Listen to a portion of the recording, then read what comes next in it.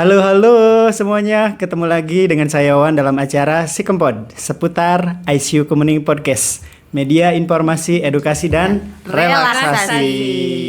Wow, hari ini luar biasa sekali. Kita ada episode spesial nih. Kenapa saya katakan spesial?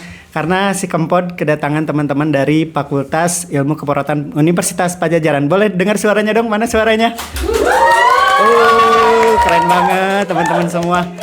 Dan yang paling spesial lagi kita kali ini temani host juga dengan teman saya bersama Nurse Rini Gustini. Halo, selamat pagi Nurse Rini. Terima kasih sudah bergabung bersama kami. Nah, kali ini spesial yang ketiga, di mana teman-teman akan memberikan tema yang sangat luar biasa dan tentunya penting untuk perawatan pasien dimanapun konteksnya, baik di ICU, kemudian di ruang biasa maupun di pasien-pasien di rawat jalan. Oke, Nurse Rini, kita kenalan dulu nih bersama teman-teman Kempoder semua. Boleh di kameranya di zoom dulu, Nurse Rini senyum terbaiknya mana? Ya, oke. Nurse Rini, senang sekali saya bisa bertemu nih, meskipun setiap hari kita bertemu tapi dengan momen yang berbeda dan luar biasa sekali. Nah, tema kali ini apa sih yang akan diangkat oleh teman-teman dari Fakultas Ilmu Keperawatan Padjadjaran? Ya, di sini kita akan mengangkat sebuah tema ya. Sebuah tema itu tentang merawat jiwa menumbuhkan rasa, sudut pandang palliative care di ICU. Wow, keren banget nih temanya. Nah, kali ini tentunya seperti biasa nih, saya pengen dengar semangatnya dari sahabat Kempoder semua. Saya ingin membacakan sebuah pantun yang luar biasa terkait dengan tema kita kali ini. Oke, siap ya teman-teman, bilang cakep? Siap. Oke. Sinar mentari hangatkan pagi. Cakep. Burung berkicau sambut mentari. Cakep. Merawat pasien sepenuh hati. Cakep. Palliative care menjadi bukti empati. Boleh tepuk tangan untuk kita semua. Mantap. Oke. Bu Rini, kita kedatangan pembicara yang luar biasa. Boleh dong dikenalin pembicara kita pada hari ini? Ya, sekarang kita kedatangan pembicara luar biasa ya, yang sangat expert dalam paliatif, yaitu Ibu Heni Nur Anina, Eskep Nurse Empals. Jadi beliau itu sangat expert dalam bidang paliatif care ya. Selamat datang Ibu Heni. Selamat datang. Kalau saya ini manggilnya Teteh biasanya ya. Iya. Teteh. Karena beliau salah satu mentor juga membimbing saya di pelayanan di rumah sakit yang kita cintai ini. Oke. Bu Rini, boleh dong di-spill dulu nih kenapa tertarik nih memaparkan bahwa peran perawat itu penting banget nih untuk teman-teman di Fakultas Ilmu Keperawatan Padjadjaran. Iya, kenapa di sini kita tuh mengambil tema ini? Karena menurut saya untuk melakukan perawatan kepada pasien tuh bukan hanya untuk memenuhi kebutuhan fisik, tapi kita harus memenuhi kebutuhan spiritualnya dan kebutuhan psikologisnya, karena yang namanya perawatan itu holistik kan ya. Betul. Jadi harus melakukan perawatan secara holistik, secara keseluruhan. Di sini saya akan mengungkapkan ada kutipan singkat tentang tema yang akan kita ngambil tuh ya. Kutipan singkat itu, peran perawat dalam perawatan spiritual pasien paliatif di ICU tidak hanya melakukan tentang perawatan tubuh, tetapi juga menjadi pendamping yang memberikan ketenangan, makna, dan penghargaan atas kehidupan di saat-saat terberat. Kehadiran yang penuh empati mampu menjadikan cahaya jiwa yang tengah berjuang. Wow, mantap sekali kutipannya dan tepat sekali dengan pembicara kita, Teh ya, saya manggilnya Teh gitu ya. Teh Heni nih. Beliau memang menjadi salah satu bagian dari tim paliatif Rumah Sakit Hasan Sadikin tentunya, dan cocok banget nih memberikan makna dari kutipan tadi tentang perawatan di ICU. Boleh dong spill sedikit kenapa sih Teh Hani tertarik dan berfokus di bidang paliatif ini? Boleh cerita? Jauh-jauh nih katanya sekolahnya ke Australia. Wow, keren banget ya. Mudah-mudahan kita bisa ngikutin nih teman-teman Fakultas Ilmu Keperawatan Padjadjaran. Dan tentunya kenapa bisa terjun ke dunia paliatif dan memutuskan bahwa hari ini saya akan berfokus di dunia paliatif care untuk Indonesia lebih baik lagi. Oke, boleh? Silakan. Iya, halo semuanya teman-teman Kempoders dan juga rekan-rekan dari Unpad ya. Pertama-tama terima kasih sekali ini atas undangannya, dan saya amazed sekali ini dengan tim GICU 3 dengan Fakultas Keperawatan yang sudah mempersiapkan acara ini dengan luar biasa baik ya. Saya juga pas baru masuk terkagum-kagum gitu dengan settingannya yang luar biasa. Terima kasih banyak. Jadi ceritanya gini, kalau ditanya kenapa saya memilih paliatif, sebetulnya awalnya bukan memilih sendiri, mungkin jadi gimana nih? awalnya tercebur ya, takdir Allah ya. Tercebur tapi menikmati ya. Betul, gitu. Jadi awalnya ketika penempatan CPNS waktu itu di ruangan bedah, Betul. Sekitar 15 tahun yang lalu ya. Wow, 15 tahun. Betul. Sama seperti saya ke rumah sakit ini sepertinya 15 tahun yang lalu. Iya betul. Jadi saat itu ditempatkan di ruangan bedah yang banyak pasien-pasien dengan kanker, gitu, kanker kolon, kanker rektum, gitu dan sebagainya.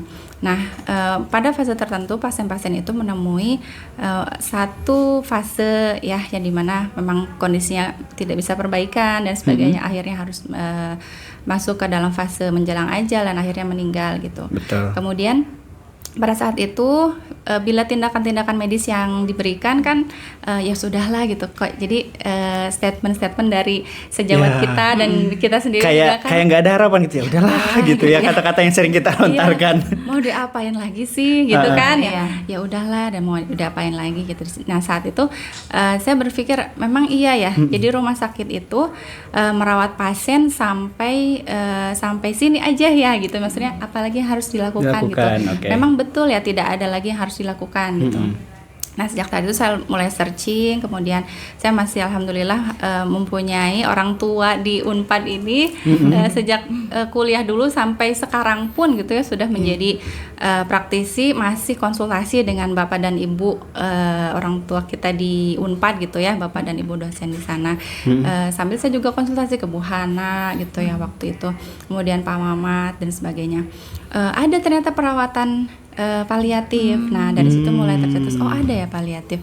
Kemudian sejawat kita pun dokter ada yang menangani pasien, oh ini mah perawatan paliatif aja gitu. Okay. Nah dari situ saya mulai searching, oh paliatif ternyata untuk pasien-pasien yang sudah secara medis itu sudah tidak memungkinkan lagi untuk perbaikan gitu, dilakukan perawatan tersebut. Tapi ternyata setelah saya pelajari lebih luas dari itu. Jadi perawatan paliatif itu sejak awal diagnosa ternyata bukan hanya untuk pasien-pasien yang menjelang ajal gitu. Sampai di situ searching, kemudian kebetulan waktu itu belum ada program studinya di Indonesia. Waktu itu di Indonesia belum ada. Betul. Jadi memutuskan untuk keluar ya. Iya betul, karena saya searching ternyata ada nih fasilitasnya juga ada di Australia World Scholarship dan semuanya fully funded dan akhirnya mendaftar ke sana, alhamdulillah lulus. Ya, kemudian belajarlah di sana. Di sana, oke. Gitu. Luar biasa sekali dari kata-kata ya sudahlah, tapi menjadi momentum untuk kita. Oke, gue harus cari nih apa sih yang dengan kata ya sudahlah ini bisa menjadi sesuatu yang impactnya banyak dan sekarang ditekuni di berbagai bidang keilmuan ya. Iya, Luar betul. biasa sekali.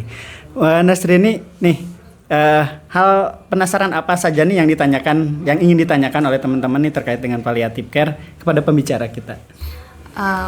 Paling mungkin yang pertama mungkin sebelum kita terjun melakukan perawatan palliative care atau lebih ke spesifiknya spiritual care, mungkin kita tuh harus memahami apa sih yang namanya spiritual care tubuh gitu, seperti itu. Apalagi di ICU ya, Iya, tentunya ya untuk intensif. Betul. Ya, spiritual care betul itu salah satu kebutuhan dasar manusia mungkin yang harus dipenuhi ya. Jadi kalau kita cerita nih kebutuhan manusia itu kan kita mengenal waktu belajar dulu ya, mungkin sekarang juga masih diterapkan ya. Masih, iya. Si Maslow itu ya. Betul, hierarki Maslow ya. Pasti teman-teman nih ingatnya yang diingat itu Maslow sampai sekarang. Iya betul, karena itu sampai sekarang representatif ya untuk menjelaskan sebenarnya teori psikologi tentang bahwa seorang manusia itu memiliki kebutuhan-kebutuhan. Di antaranya adalah yang pertama psychological needs ya, jadi kebutuhan physiological needs. Ya di situ kebutuhan akan udara, kemudian makan, minum, jadi berkaitan dengan fisik ya. Kemudian selanjutnya adalah adanya kebutuhan keamanan atau safety needs safety, gitu. okay. Jadi seorang itu membutuhkan bahwa dalam hidupnya itu ada dalam kondisi yang aman, bebas dari perang, kriminalitas gitu dan sebagainya. Selanjutnya adalah love and belongings. Nah, love and belongings itu terkait dengan dicintai, mencintai, relationship gitu ya. Kemudian selanjutnya ada self esteem, ada kebutuhan untuk dihormati gitu ya, kemudian kebutuhan untuk menjalankan perannya dan sebagainya. Itu selanjutnya adalah aktualisasi diri dan transenden. Nah, kalau di hierarki Maslow itu kita kalau searching gitu ya, kalau googling itu kan kita lihat ada bentuk seperti piramida gitu ya. Jadi artinya dari bawah ke atas tadi, dari physiological need sampai dengan aktualisasi diri, itu merupakan jenjang atau tahapan-tahapan yang menunjukkan bahwa kebutuhan-kebutuhan manusia itu dari mulai dasar sampai dengan aktualisasi diri dan transenden itu harus terpenuhi. Okay. Nah, ini sesuai juga dengan definisi sehat menurut WHO gitu. Kalau menurut WHO kan sehat itu bukan hanya bebas dari penyakit, tetapi adanya suatu keadaan stage of well-being atau kesejahteraan dari semua aspek tadi, aspek fisik, emosional, spiritual juga, dan juga aspek yang sedang kita bicarakan ini adalah termasuk salah satu kebutuhan dasar. Kebutuhan yang spiritual ya berarti. Ya, betul. Nah, impact-nya sejauh mana sih si spiritual care ini menjadi berperan penting dalam proses penyembuhan pasien? Nah, betul. Nah, ini menarik sekali. Jadi, kalau kita mencari literatur ya, korelasinya spiritual care dengan proses penyakit dan juga quality of life itu sangat berkaitan sekali gitu. Okay. Jadi semakin baik pemenuhan spiritual pasien, maka akan semakin baik pula proses penyembuhannya serta peningkatan kualitas hidupnya. Menjadi penting banget ya, salah satu komponen yang menentukan keberhasilan dari proses penyembuhan pasien. Tidak hanya fisik, psikologis, spiritual, emosional juga tentunya menjadi faktor-faktor yang penentu untuk keberhasilan seseorang menjadi sembuh gitu. Betul. Bahkan salah satu systematic review di Indonesia ya, ditulisnya oleh Hasanah dan Krisnawati berjudul dukungan spiritual terhadap pasien dan keluarga di ruangan intensif. Di situ dinyatakan bahwa pemenuhan kebutuhan spiritual pasien itu berpengaruh terhadap penurunan skala nyeri, peningkatan GCS, memberikan efek relaksasi karena berpengaruh terhadap hormon dopamin di otak. Seperti itu. Betul. Jadi spiritualitas itu sebetulnya berkaitan sekali gitu juga dengan aspek-aspek kebutuhan yang lain. Gitu. Oh, berarti memang tadi ada contoh-contoh yang bahwa kasus klinis itu dipengaruhi oleh spiritual ya, kayak tadi dengan orang semakin mendekatkan diri, mohon maaf, dia semakin tenang, rileks berdoa, maka tadi skala nyerinya berkurang, kemudian kadar vitamin menjadi hemodinamik stabil. Nah itu salah satu contoh bukti klinis bahwa spiritual care ini menjadi penting ya dalam proses penyembuhan pasien. Oke, Nasrini, ini pengen bertanya nih terkait dengan bahwa arti penting dari spiritual konteks dalam spiritual care ini dalam dunia keperawatan nih. Konteksnya seperti apa? Ya, kalau dunia keperawatan ya seperti yang kita geluti selama ini ya. Bahkan sebelum kita menjadi perawat pun kita sudah belajar bahwa perawat itu memandang pasien bukan hanya dari aspek fisiknya saja. Gitu ya. Kalau profesi yang lain mungkin sejak awal kuliah itu belajarnya aduh penyakit ini apa dan sebagainya gitu ya. Kalau ini obatnya apa dan sebagainya gitu. Kalau kita sejak awal belajar tentang ilmu keperawatan sudah dipelajari, sudah diajarkan bahwa pasien-pasien itu bukan hanya terdiri dari aspek fisik, bukan hanya fisik saja yang harus kita perhatikan, tapi juga psikologi, sosial dan juga spiritualnya. Jadi artinya dalam konteks perawatan kita harus memperlakukan pasien itu memang secara holistik gitu, dari semua aspek-aspek yang tadi. Berarti ya. Betul. Mantap sekali. Nah ini teman-teman dari Fakultas Keperawatan juga kemarin mengadakan kayak sedikit survei ya terkait dengan kaitannya di ICU spiritualnya seperti apa nih? Boleh ceritakan Nasrini terkait dengan hasil surveinya dari teman-teman Fakultas Keperawatan? Mungkin kemarin kita sama teman-teman sudah melakukan survei tentang peran apa sih atau misalnya peran perawat terhadap melakukan spiritual care. Dari hasil yang udah kita rangkum semuanya, ada beberapa teman tuh masih merasakan apa sih perbedaannya spiritual sama keagamaan. Mungkin itu salah satu yang pengen lebih dijelaskan lagi pemaparan dari Bu Heni, perbedaan antara spiritual dan keagamaan tuh apa gitu. Oh iya, jadi memang pemahamannya masih belum klop ya antara spiritual dengan keagamaan, atau pasien-pasien yang memang khusus dirawat di ICU nih, spiritualnya seperti apa kaitannya dengan tadi paliatifnya seperti apa gitu. Oke, ya. Sebelumnya kita mungkin pisahkan dulu ya dari definisi ya, karena spiritualitas itu ternyata memang berbeda dengan agama gitu. Yang ingin tekankan bahwa walaupun berkorelasi ya, tetapi secara definisi berbeda. Kalau spiritualitas itu lebih ke pengalaman pribadi, lebih inklusif, personal mungkin ya. Ya, pengalaman pribadi mengenai makna hidupnya, kemudian tujuan hidupnya gitu. Konektivitas seseorang dengan sesuatu di luar dirinya yang lebih besar, yang lebih berkuasa, yang lebih kuat di dalam dirinya gitu. Kalau jadi bisa jadi hal itu bukan hanya berkorelasi dengan agama ya, betul. Jadi mungkin hal-hal yang di luar dirinya. Kemudian kalau agama itu kan terstruktur ya. Jadi sistem keyakinan yang terstruktur, yang lebih ada rulesnya gitu, lebih baku mungkin lebih ya. Baku, kemudian ada ritual-ritual agamanya seperti itu. Dan ini kalau pasiennya sendiri menganut agama tertentu, tentunya berkorelasi gitu. Jadi mungkin nanti secara praktis kita juga kalau di klinis ya nggak mungkin Bapak apa tujuan hidup Bapak untuk mengkaji betul. Untuk memberikan layanan spiritual gitu ya. Ya tentunya kita korelasikan dengan agama karena pasiennya menganut agama tertentu gitu ya. Jadi disesuaikan dengan keyakinan agama pasien tersebut ya tentunya, bahwa spiritualnya sejauh mana nih gitu ya. Betul, seperti itu.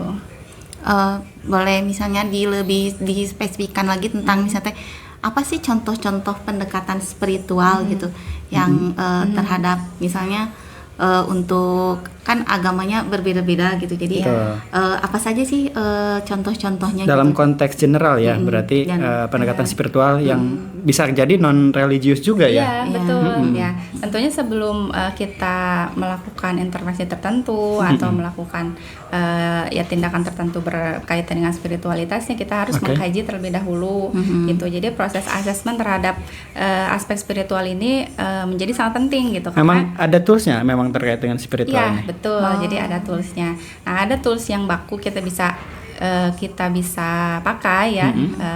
Misalnya ada VICA, ICA itu yang banyak sekali ternyata ya. Ya betul, faith influence, kemudian kemudian ada juga WHO tools. Di situ WHO Quality of Life Tools itu juga bisa dipakai. Intinya dari tools-tools itu adalah untuk mengetahui atau mengeksplor bagaimana kondisi spiritual dan termasuk keagamaan yang dianut oleh pasiennya. Jadi kalau di spirituality history tools itu ada item-item atau ada elemen-elemen di mana kita menanyakan bagaimana apakah pasiennya menganut agama tertentu ataukah sebelumnya agama tertentu kemudian beralih ke agama yang lain, ataukah justru pasiennya tidak menganut agama apapun misalnya gitu. Kemudian ada juga mengeksplor apakah pasiennya merupakan suatu anggota dari komunitas keagamaan tertentu gitu, bagaimana agama mempengaruhi kehidupannya begitu.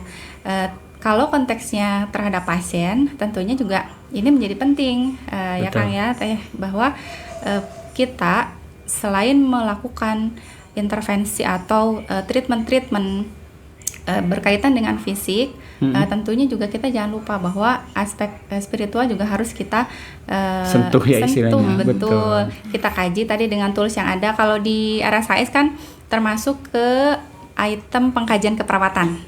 Masuk berarti ya. Di situ ada pasiennya beragama apa, kemudian bagaimana persepsi pasien terhadap sakitnya, apakah cobaan hidup, bagaimana juga responnya, ketidakberdayaan atau dan Berarti itu sebagainya. menjadi bagian salah satu pengkajian dari spiritual care atau palliative care ya. Betul, itu satu pengkajian dulu. Yang kedua tentunya tata laksana ini sebenarnya ada satu pasien dengan pasien yang lain. Jadi kebutuhan akan spiritualitas ini kita bisa lihat misalnya apakah ada tanda-tanda distress spiritual nih Kang. Jadi kalau tanda-tanda distress spiritual itu misalnya ada persistent why me question. Nah, Apa ini itu? khas. Nah, jadi persistent why me question itu jadi pasiennya bertanya kenapa saya yang sakit gitu. Why me? Jadi why me question. Jadi dia pertanyaan, menanyakan ke diri sendiri, kenapa gue nih yang sakit, kenapa saya yang kenapa sakit saya gitu. yang sakit. Bisa juga ditujukan kepada misalnya ya kepada Allah misalnya, kenapa ya Allah saya sakit. Tapi ada statement ya kenapa saya yang sakit, kenapa saya yang sakit ya suster gitu. Dan saya sudah menjaga pola hidup, saya sudah nge-gym, sudah olahraga, makanan bagus, ternyata masih sakit juga nih. Ya. Betul. Masih ada belum penerimaan terhadap. Betul. Nah, itu dia Tidak, benar. belum ada penerimaan terhadap kondisinya penyakitnya, dan itu persisten, itu berlangsung terus menerus selama dia dan dirawat juga atau selama dia dirawat. Oke. Bahkan mungkin setelah dirawat mungkin dia dirawat bertanya pun, dengan kondisinya, iya, apalagi gitu. kondisinya yang tadi kondisi yang memang benar-benar paliatif ya, atau lebih untuk perawatan di rumah. Nah, kaitannya tadi yang ditanyakan nurse ini, konteks itu kan konteks keagamaan nih yang sering kita bahas tadi. Nah, kaitannya dengan non religius nih seperti meditasi ataupun dengan musik. Nah, itu sebenarnya bagian dari program ini sendiri enggak sih? Iya, betul. Jadi kalau tadi sudah kita kaji, kemudian kita menemukan bahwa ada indikasi spiritual distress, tentunya kita bisa membantu dengan hal-hal yang atau intervensi-intervensi yang bisa kita tawarkan ya. Misalnya apakah pasiennya juga terbiasa itu tadi medikasi, misalnya di combine, misalnya saya terbiasa yoga gitu dan sebagainya gitu. Jadi salah satu juga itu bagian dari misalnya, itunya ya. Ya, walaupun non religious. Ya kemudian kalau sebetulnya lebih tepatnya kan olahraga ya, tetapi untuk ketenangan dan sebagainya itu. Kemudian ada juga yang pasiennya lebih tenang kalau mendengarkan murotal misalnya gitu. Maka dari itulah kadang spiritualitas dengan keagamaan itu beririsan dan memang tidak bisa dipisahkan. Betul. Gitu. Kalau pasiennya sendiri misalnya tidak menganut agama tertentu gitu, saya lebih tenang kalau seorang diri tidak boleh ada yang mengganggu gitu ya. Saya mau meditasi sendiri. Nah, itu jadi termasuk dalam pilihan pasien gitu.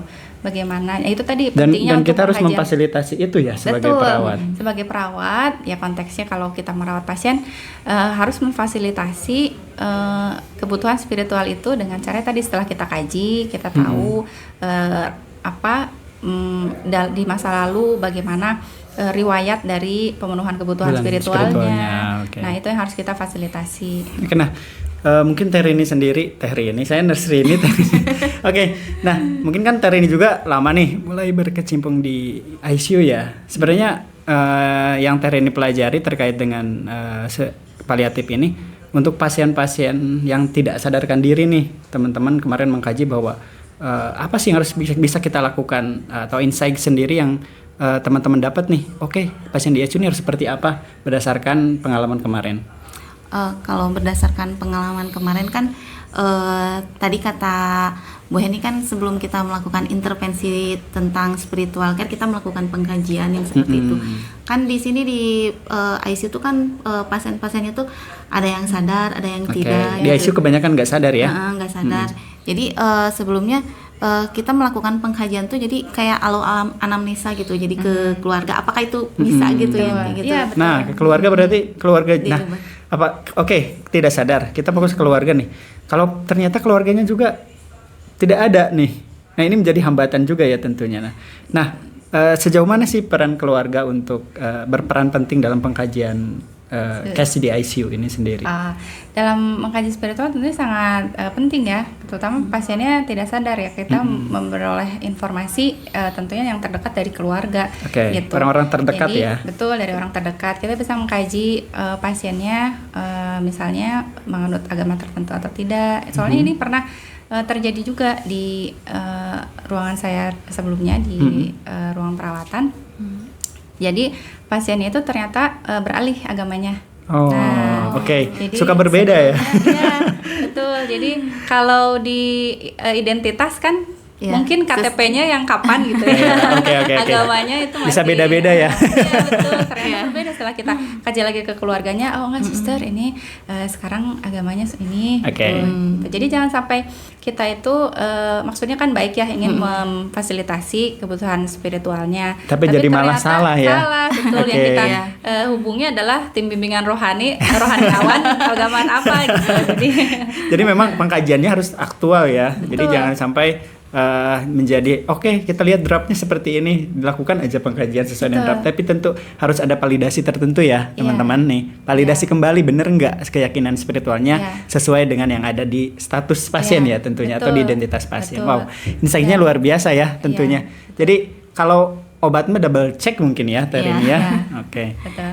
Ya, jadi ini jadi lebih penting menurut saya di ICU ya kondisinya, karena pasien-pasien kan tidak sadar, kemudian juga pasien-pasien sangat mungkin memasuki fase akhir kehidupan, end of life ya. memasuki fase end of life, betul. Jadi jangan sampai agamanya ternyata bukan Muslim kita mentalkin, atau agamanya Muslim karena di KTP-nya sebelumnya non Muslim, jadi kita tidak memfasilitasi Sesuai kebutuhan di keyakinannya, akhir sesuai hayatnya, kebutuhannya, oke. seperti itu. Ya. Mungkin tadi telah disinggung tentang rohaniawan gitu. Di sini pengen tahu sih apakah ada kolaborasi gitu dari tim medis sama pemuka agama gitu Ya. tentang spiritual care seperti ini. Ya. Oke, mantap banget nih pertanyaannya. Iya, sebenarnya kalau di rumah sakit sendiri itu ada di standar akreditasi bahwa semua pasien sebetulnya tidak hanya pasien menjelang ajal, Oke. semua pasien itu berhak untuk mendapatkan layanan spiritual. Teknisnya kalau di RSIA sendiri ada tim bimbingan rohani. Nah itu diberikan kepada pasien-pasien yang memang membutuhkan dan menyampaikan di form tertulis bahwa membutuhkan support dari tim bimbingan Bimbingan rohani. rohani, Gitu. oke. Jadi ada formulir khusus nanti diisi, ditandatangani keluarga, kemudian disampaikan ke tim bimbingan rohani gitu. Kemudian ketika tim bimbingan rohani sudah memberikan dukungan spiritualnya, sudah ke pasien, sudah dilakukan tata laksana, itu ada formulir khusus lagi yang berisi bahwa sudah dilakukan pemenuhan kebutuhan spiritual pada pasien Oke, tersebut. itu formulirnya beda atau sama? Formulirnya berbeda. Beda. Namanya apa Jadi, yang terlihat? kalau untuk permintaan itu permohonan bimbingan rohani kalau Oke. tidak salah redaksinya. Kemudian kalau yang diisi oleh nanti tim bimrohnya, formulirnya telah melaksanakan bimbingan rohani. Gitu. Oke, kayak bukti tertulis bahwa Betul. bimbingan rohani sudah dilakukan gitu Betul, ya. betul. Tapi tidak hanya tim bimbingan rohani ya. Jadi maksudnya ketika kita merawat pasien tentunya kita pun berkewajiban untuk memenuhi kebutuhan spiritualnya gitu. Iya. Jadi Oke. jangan sampai ini mah konsul aja ke tim bimbingan, semuanya konsul Ya, gitu. Oke, kalau pengalaman Terini sendiri ada sih hambatan yang dialami oleh Terini maupun mungkin teman-teman perawat yang sekarang lagi menempuh studi ini nih. Sebenarnya tantangan yang sering dihadapi oleh teman-teman itu seperti apa sih di lapangan? Mungkin berdasarkan pengalaman kemarin gitu ya, tantangan itu kan pada saat kita melakukan spiritual care gitu ya. Yang pertama sih kita kan tadi kan harus melakukan pengkajian itu ya, Oke. sedangkan pasiennya dalam keadaan tidak sadar. Betul. Nah hambatannya itu kalau misalnya pada saat itu keluarganya tidak ada, kita bingung melakukan pengkajian seperti apa gitu ya. Ya. Paling terus dalam pemenuhan untuk memfasilitasi pasien untuk melakukan beribadah gitu Ibadah. ya, mungkin itu salah satu sedikit hambatan untuk kita bagaimana sih caranya gitu. Barangkali dari Bu Heni ada tips and trick gitu untuk misalnya pasien ini membutuhkan kebutuhan untuk beribadahnya, ini caranya seperti apa, boleh Oke nih. disampaikan? Itu nih hambatan di alami oleh teman-teman, mungkin Ya. jadi pertanyaan juga nih, harus kayak gimana nih saya nih gitu. Iya, oke. Iya, saya pikir bukan hanya di ICU ya, Oke. di ruang perawatan, bahkan mungkin poliklinik pun itu menjadi hambatan juga ya pemenuhan kebutuhan spiritual ini gitu. Yang pertama menurut saya adalah mindset kita dulu. Oke, harus Mind- diubah dulu berarti ya mindset Betul, kita. mindset kita itu bahwa seseorang yang menjadi tanggung jawab kita ini bukan hanya menjadi tanggung jawab kita untuk diberikan obat, untuk diberikan cairan, Oke. tapi juga harus kita perhatikan bagaimana spiritualitasnya, Mm-mm. bagaimana bahwa pasien ini memiliki semangat hidup yang baik atau tidak gitu ya. Oke. Apakah pasiennya bisa melakukan ibadah-ibadahnya sesuai dengan agamanya atau tidak gitu. Itu tadi. Kemudian kalau pelaksanaannya, nah ini bisa jadi sangat perlu inovasi dan modifikasi gitu dari Ya, kita. betul. Karena bagaimanapun setting rumah sakit itu sebetulnya kita harus akui bahwa setting rumah sakit itu mostly treatmentnya itu adalah treatment kuratif. Nah, ya. kebanyakannya pengobatan. Jadi arahnya ke fisik Betul, gitu ya. fisik gitu. Nah, kita sebagai perawat yang harus lebih aware terhadap aspek-aspek yang lain, psikologis dan spiritual pasien. Yang pertama itu satu mindset, yang kedua modifikasi dan inovasi. Misalnya setiap ronde, setiap operan aja. Oke. Operan itu sehari bisa misalnya minimal Tiga tiga kali kan. ya. Ya, setiap operan setelah kita kaji dan sebagainya, kita ajak pasiennya berdoa. Kemudian kalau kalau kita sholat nih, kita juga ingat pasien kita sudah sholat atau belum. Kalau pasiennya sadar ya, Ya. kita juga bisa memfasilitasi kalau tidak bisa wudhu itu dengan air ya tentunya dengan tayamum. Nah, sudahkah kita juga mengajarkan pasiennya tayamum? Itu yang sering terlupa ya. Betul. PR besar kita, Pak. Betul, Ya, itu PR betul. kita bersama semua ini, Semua, bukan hanya di unit manapun, memang Iya. kendalanya di situ. Ya, nah kemudian misalnya dari hal-hal keseharian kita pun kita bisa membantu konektivitas pasien itu dengan spiritualitasnya. Jadi misalnya kalau saya mau ngasih obat, Pak, dibantu doa ya. Oke. Sekarang kita sedang ikhtiar, kan saya tugas di unit kemo. Kalau mau memberikan obat kemoterapi itu kita sedang ikhtiar. Bismillahirrahmanirrahim. Ya Bapak bantu Berdoa doa. dulu, oke. Ya, semua kesembuhan dan sakit ini kan dari Allah gitu ya. Ya, berarti insight-nya saya dapat nih. Selalu melibatkan apapun dalam artian unsur spiritual ya tentunya dalam setiap tindakan yang kita lakukan ke pasien. Nah itu teman-teman yang sering kita lupa. Mau melakukan tindakan kita berdoa dulu. Contohnya tadi betul sekali Teh Yani bahwa apapun yang akan kita lakukan itu akan bernilai spiritual kan ya. Ya, Ketika kita betul. melebatkan komponen-komponen tersebut dalam setiap tindakan keperawatan. Iya, Oke. betul. Jadi sebetulnya spiritual care itu bukan suatu hal yang melangit gitu, yang sebetulnya ini hal yang terpisah gitu ya. Udah saya mau merawat pasien gitu. Spiritual care-nya sebentar ya, saya mau mengkaji dulu. Bapak, Ibu, bagaimana pendapat Ibu tentang kondisi saat ini dan sebagainya. Tidak usah dalam waktu terpisah gitu, dan juga memang tidak bisa dipisahkan gitu dari intervensi-intervensi keperawatan yang lain. Oke. Gitu. Ya, mungkin Teh Rini satu lagi terkait dengan pertanyaan sebelum kita tutup nih. Hal yang menarik apa lagi yang Teh Rini dapatkan selama kemarin mengadakan sedikit penelitian kecil terkait dengan spiritual care?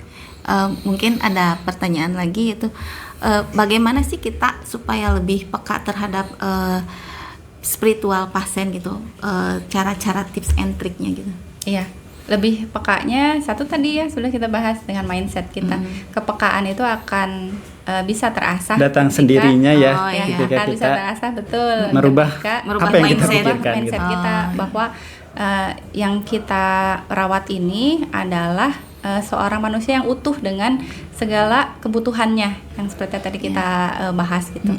Jadi mindset kita, dan kalau teknisnya itu bisa disesuaikan dengan kebutuhan pasiennya tadi, apakah membutuhkan di refer atau dikonsultasikan ke tim BIMROH dan sebagainya.